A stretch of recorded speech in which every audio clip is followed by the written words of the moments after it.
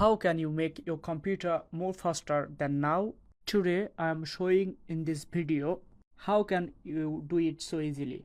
So simply I'm just going to the search option, click on search option, just write down here run and press enter. Then just write down here msconfig.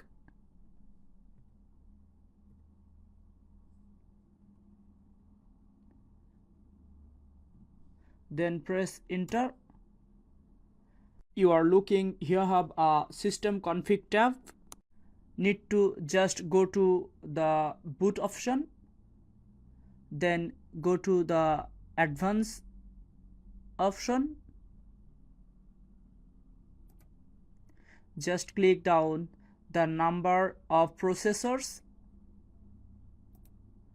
then you just select here processor number 4. Here have normally you're showing 1 2 3 4, so 4 processor, you just select here number 4 processor, then just click on OK, click on apply, again click on OK, then just restart your computer.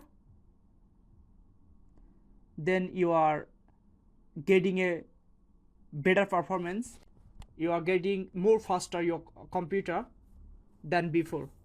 So you can easily do it using this technique. So you guys, thank you so much watching my video.